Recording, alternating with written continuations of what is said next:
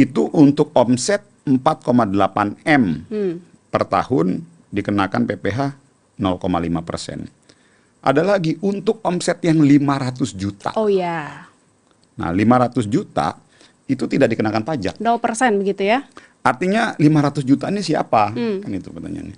Jadi kita coba hitung 500 juta per tahun itu rata-rata berarti omset per bulannya kurang lebih sekitar berapa tuh? 30 jutaan ya. 40 jutaan omset per bulannya. Jadi itu untuk siapa? Untuk pedagang-pedagang kaki lima, untuk saudara-saudara kita yang jualan bakso, yang segala macam, itu udah di cover dan dijaga tuh oleh kita.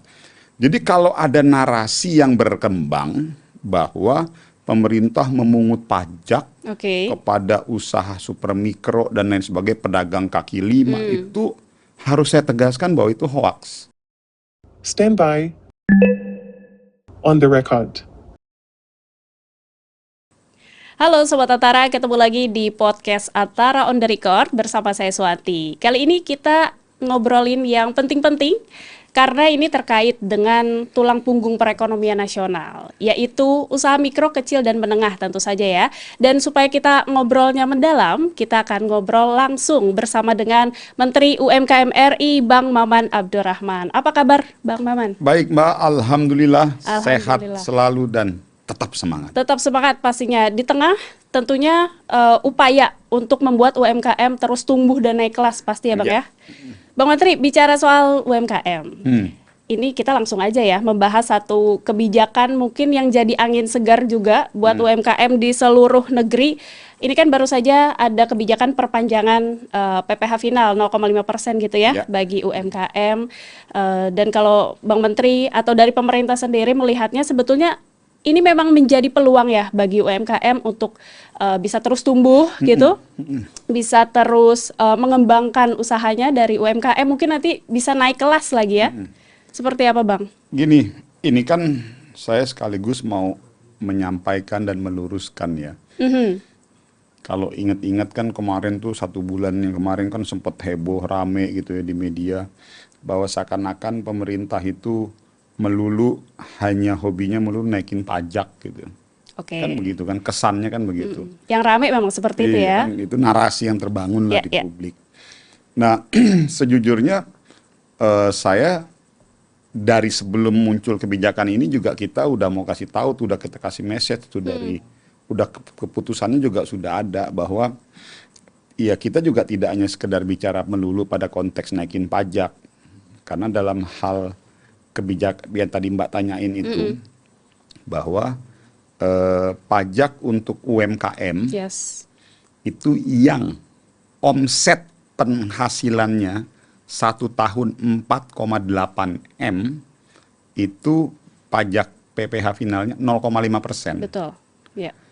Saya mau sampaikan angka 4,8 M itu kalau kita average rata-rata per bulan itu sekitar 400 jutaan tuh. Ya, Artinya usaha mikro, kecil, dan menengah sekalipun usaha mikro, kecil yang omsetnya per bulan kurang lebih sekitar 400 juta itu dikenakan pajak tidak seperti yang lain tapi 0,5%.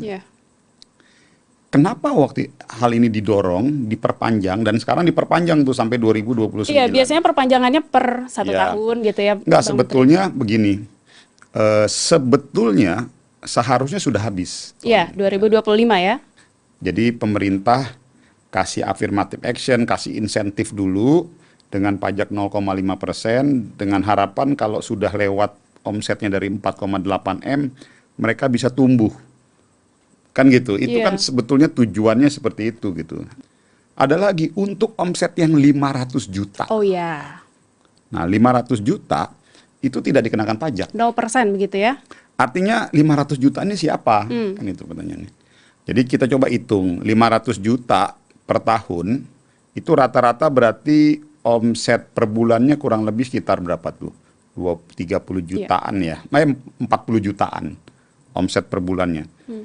Kan 40 juta, 12 kurang lebih sekitar 480 juta. Ya 400. Jadi itu untuk siapa? Untuk pedagang-pedagang kaki lima, untuk saudara-saudara kita yang jualan bakso, yang segala macam, itu udah di cover dan dijaga tuh oleh kita. Jadi kalau ada narasi yang berkembang bahwa pemerintah memungut pajak kepada usaha super mikro dan lain sebagainya, pedagang kaki lima, itu harus saya tegaskan bahwa itu hoax. Yeah. Jadi inilah bentuk kepedulian dan affirmative action keberpihakan pemerintah berlandaskan Pancasila sila kelima, keadilan sosial bagi seluruh rakyat Indonesia. Artinya penerapan kebijakan pajak itu betul-betul dilihat pada asas kemampuannya dan asas keadilan. Jadi ya kalau misalnya mereka yang diasumsikan belum terlalu mampu, ya kita nggak akan kenakan pajak. Itulah kurang lebih. Jadi ini yang saya pikir melalui momen podcast sama Antara ini, ya kita mau luruskan itu. Betul. Ini kalau Bang Maman melihatnya, apakah memang kondisi ini relevan juga ya sama yang dihadapi sama UMKM? Ini ada satu ketidakpastian mungkin ya secara global dan juga di dalam negeri sendiri. Ini termasukkah yang memang relevansi dengan pemberian kebijakan dan stimulus itu, Bang? Begini, saya mulai meresponnya dari kata-kata ketidakpastian. Kita juga nggak akan pernah tahu tuh apa yang akan terjadi pada hidup kita di masa depan. Itulah yang disebut ketidakpastian. Jadi narasi ketidakpastian tidak boleh membuat kita menjadi pesimis. Pasti. Justru narasi ketidakpastian itu lebih kita lihat dalam konteks kehati-hatian dalam mengambil kebijakan. Nah, masuk dalam hal melihat situasi ekonomi global segala macam. Saya sebetulnya ingin mulai, yang kedua saya mulai dari isu daya beli. Jadi isu daya beli masyarakat itu yang ingin saya luruskan juga bahwa sebetulnya bukan serta-merta karena faktor penurunan daya beli. Tapi ada perubahan gaya beli. Selama ini kan kita melihat kemampuan daya beli masyarakat itu disebabkan karena sepinya pasar-pasar. Kan gitu. Itu kan orang melihatnya seperti itu.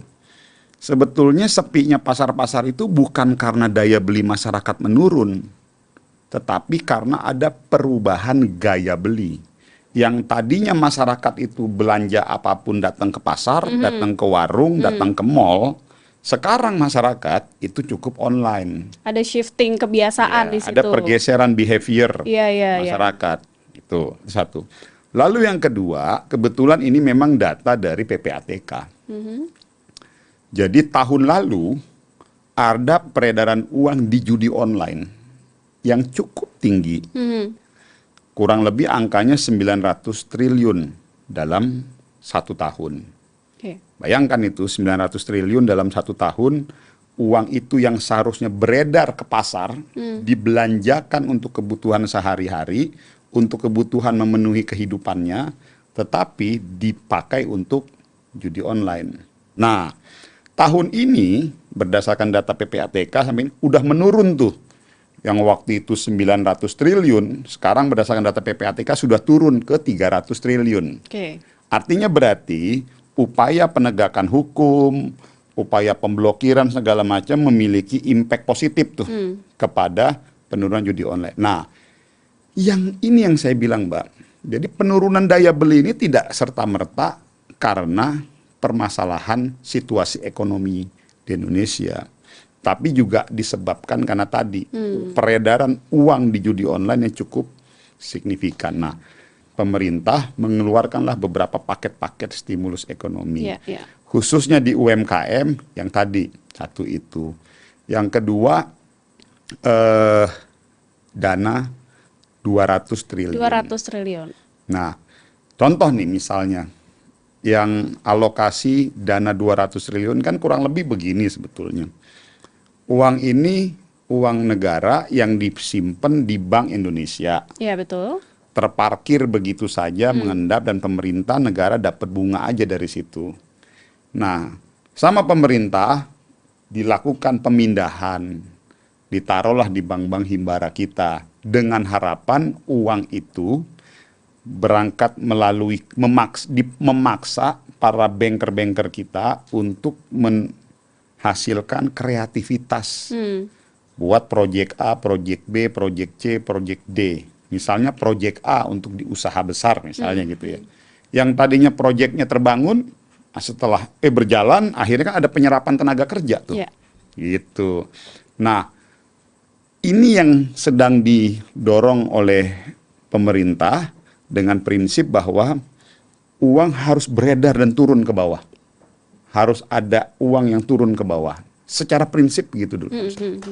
Artinya 200 triliun tadi disebarkan ke 5 bank himbara, betul ya Bang ya? Kemudian yang menjadi pertanyaan, ini kan adalah satu kebijakan yang memang dilakukan secara top down gitu ya, dengan harapan bisa diserap sama masyarakat. Kalau dari Kementerian UMKM, ada nggak upaya-upaya supaya juga grassroots atau para pelaku UMKM-nya bisa nih meraih peluang ini nih Bang, buat modal UMKM mereka? Nah, tentu dong. Gini, sekarang saya masuk karena tadi kita bicaranya, nanti itu kan yang 200 triliun yang tersebar di Bank Himbara itu kan akan berubah namanya pembiayaan tuh. Pembiayaan untuk usaha, para usaha mikro, kecil, dan menengah. Saya mau menjelaskan dalam dua hal dulu. Konteks pembiayaan usaha mikro, kecil, dan menengah itu ada dua, Mbak. Oke. Dua hal. Yang pertama, KUR. Kredit usaha rakyat. Kredit usaha rakyat. Yang kedua, non-KUR. Jadi ini harus clear dulu nih, supaya kita memisahkannya enak. Saya bicara yang KUR dulu. Yang KUR itu kredit usaha rakyat, apa sih? Kan gitu orang nanya, apa sih KUR itu gini segala macam. KUR itu adalah sebuah program yang dibuat oleh pemerintah dalam rangka memberikan keringanan berusaha kepada masyarakat. Seperti apa contohnya? Kalau usaha mikro kecil itu, dan rata-rata ya yang menikmati KUR ini usaha mikro dan kecil, rata-rata. Dia mau akses pembiayaan, pinjam uang di bank untuk usahanya, misalnya 100 juta. Dapat bunga normal, biasanya bunga normal itu sekitar 15%. Oke. Nah, dengan range-nya 13-15%. Nah, pemerintah bantu disubsidi selisih bunganya yang tadinya 13-15%, dibantu oleh pemerintah disubsidi menjadi 6%.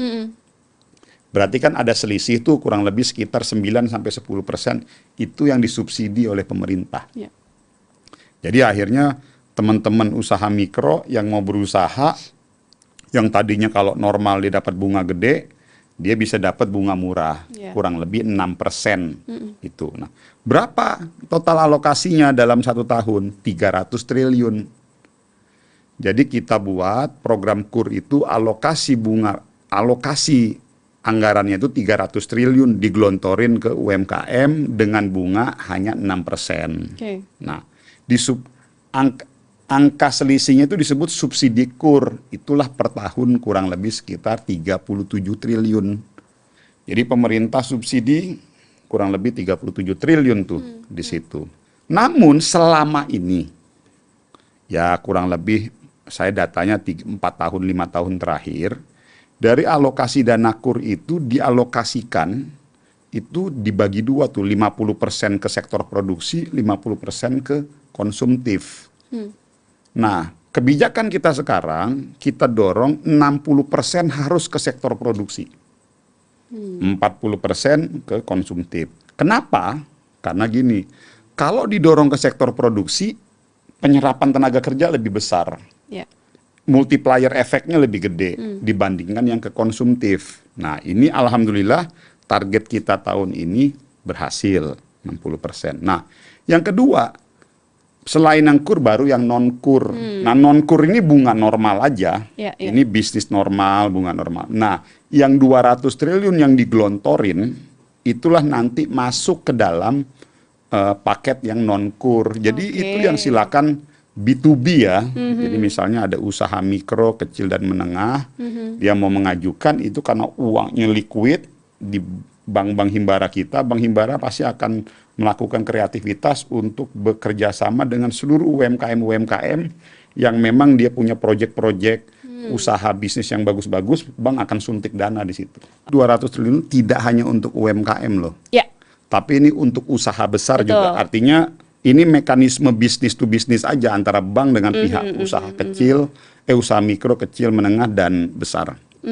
Nyambung ke Bang Menteri mengenai tadi UMKM misalnya melakukan peminjaman dana ke perbankan begitu ya. Kan kita juga tidak bisa memungkiri bahwa ada potensi misalnya ada ketidakmampuan Ya. misalnya ada ketidakmampuan untuk bisa membayar kembali peminjaman tersebut gitu ya. Ini ada potensi-potensi seperti itu. Kemudian pemerintah dari Kementerian UMKM sendiri gimana untuk memitigasi hal ini gitu ya?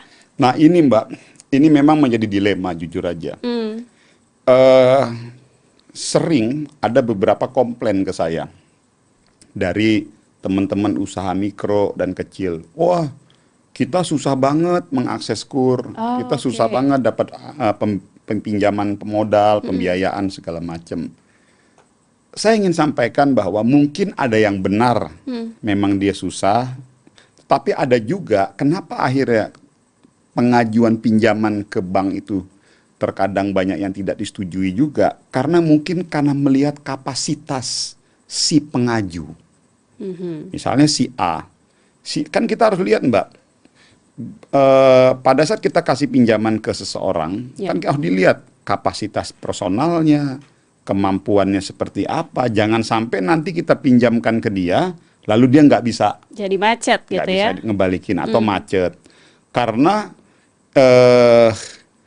berbeda, itu yang tadi saya selalu bilang bahwa disiplin keuangan itu menjadi hal yang paling utama bagi para pengusaha. Makanya di kita dorong tuh beberapa program-program pelatihan. Selain dari Kementerian UMKM yang membuat, dari pihak bank-banknya juga dia mendorong agar ada pelatihan literasi keuangan, bagaimana cara mengelola keuangan, dan lain sebagainya. Lalu yang kedua juga kita bantu membuka akses pasar. Jadi jangan sampai nanti setelah dia dapat pinjaman uang, lalu dia susah memasarkan produknya. Nah ini juga kita buka melalui beberapa kebijakan-kebijakan. Salah satunya, kita keluarkan itu PP nomor 7 tahun 2021. Di mana 40% alokasi belanja pusat, provinsi, dan kabupaten wajib mengakomodasi usaha mikro, kecil, dan menengah. Lalu kita buka lagi tuh, kita dorong lagi tuh di dalam PP nomor 7 bahwa 30% fasilitas publik itu wajib diberikan kepada UMKM.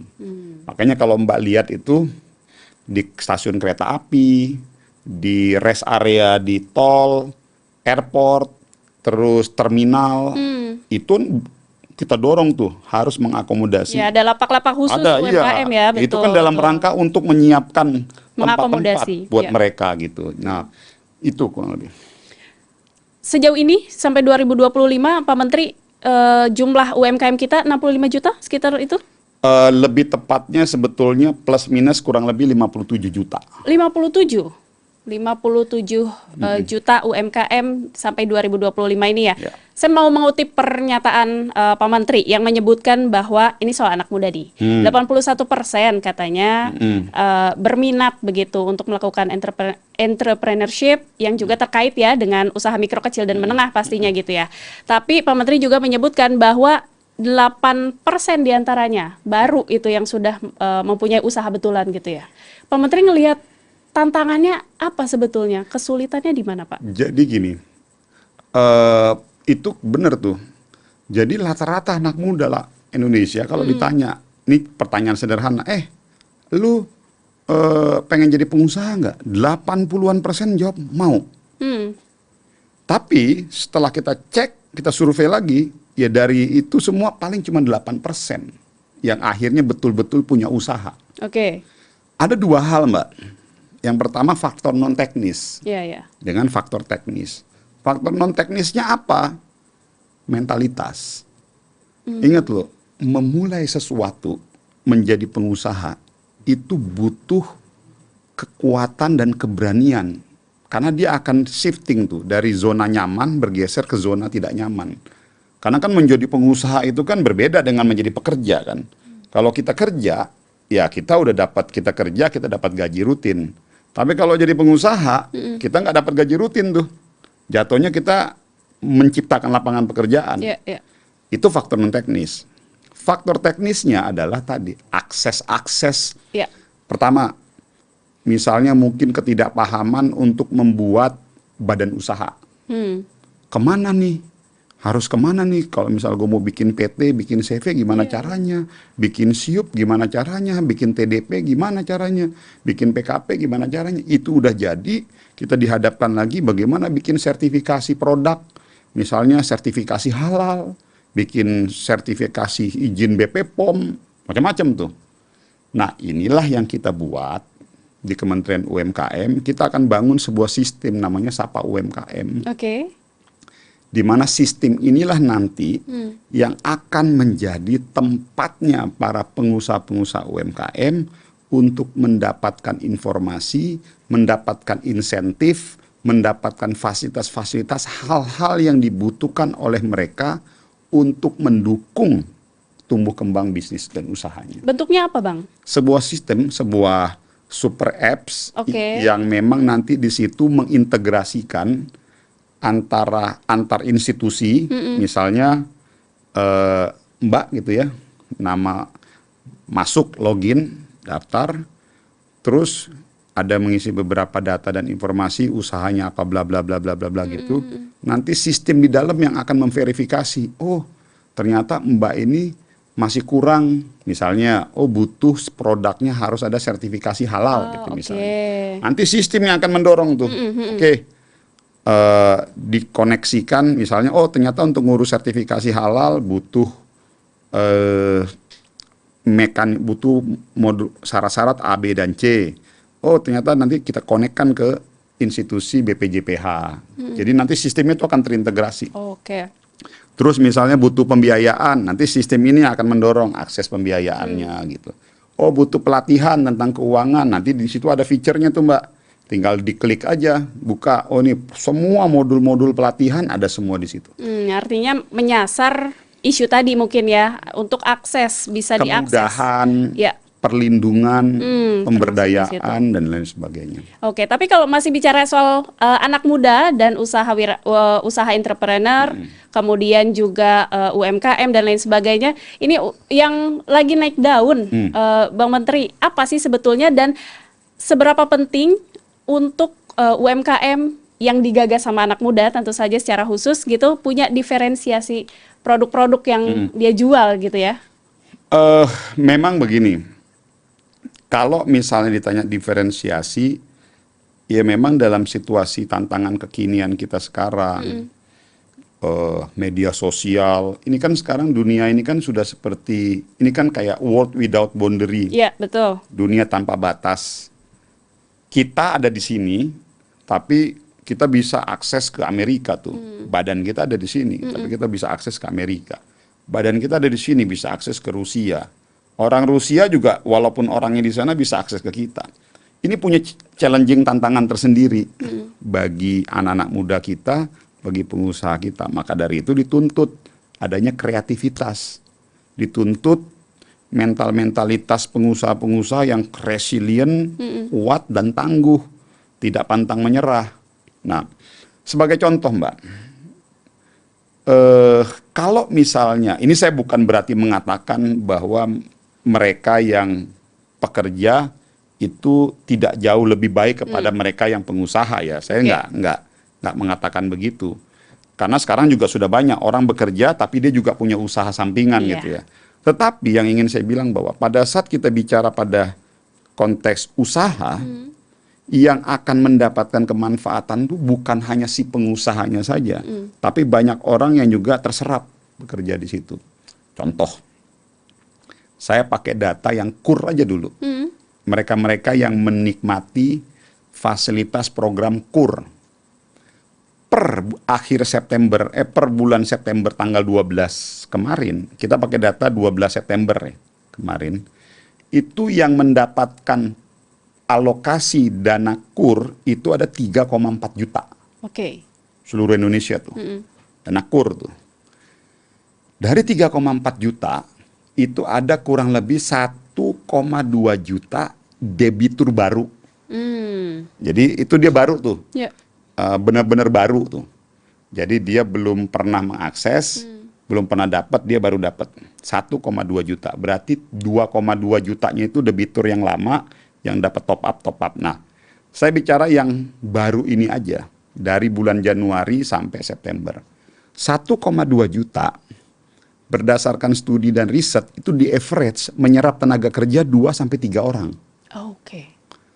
Bahkan ada yang sampai 10, ada yang 8, ada yang 7, satu. Tapi kita di average kan itu 2 sampai 3. Berarti Mbak, kalau tadi 1,2 juta, average-nya 2 sampai 3 juta, berarti rata-rata per hari ini melalui program KUR, kita sudah berhasil menyerap tenaga kerja sekitar kurang lebih 2,4 jutaan. Kalau asumsinya 2. Kalau asumsinya sampai 3 orang, berarti Bisa kurang lebih lebih dari itu. 3,6 juta. Nah, ini yang tadi saya bilang, melalui semakin banyak tumbuh pengusaha-pengusaha muda, Ya. anak-anak muda, minatnya untuk usaha, penyerapan tenaga kerja semakin lebih terbuka lebar. Itu. Tenaga kerja terbuka lebar, kemudian tadi ya masuk ke UMKM go digital kali ya itu. Dan ini kan digitalisasi pada UMKM, Bang Menteri, tidak bisa kita pungkiri juga masih jadi salah satu tantangan klasik bisa disebut ya, selain tadi akses permodalan sudah di-mention begitu, kemudian digitalisasi dan lain sebagainya. Ini gimana strategi Kementerian UMKM supaya digitalisasi ini kita perluas mungkin, kemudian ditingkatkan terus supaya nanti UMKM khususnya yang di daerah bisa masuk juga mungkin ya ke industri yang lebih besar, mungkin kemudian juga bisa ekspor ya harapannya dan lain sebagainya. Seperti apa, Bang? Itu yang tadi saya tadi udah sempat mention sistem sapa UMKM itu. Saya tidak melihat ini sebagai penolakan ya, tapi saya melihat ini sebagai tantangan bagi saya sebagai Menteri UMKM, karena pada saat saya bilang saya ingin membuat sistem sapa UMKM, di mana di situ saya mendorong diwajibkan kepada UMKM untuk masuk ke dalam sistem ini, banyak yang mengatakan, wah ini jangan-jangan sampai nanti mau dipungut pajak kan gitu kan. Mungkin ada rasa ketakutan, kekhawatiran ya, itu. pasti. Tetapi bagi saya itu bukan penolakan, tetapi ya wajar. Namanya sesuatu yang baru, pasti kan masyarakat kita atau pengusaha kita punya kekhawatiran, kan gitu. Ini saya pikir hal yang wajar. Namun kita harus berani mulai dari sekarang, karena digitalisasi itu sudah bukan lagi pilihan.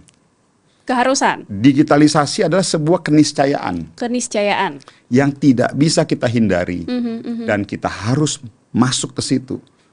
Karena realitasnya memang sudah ke situ. Iya.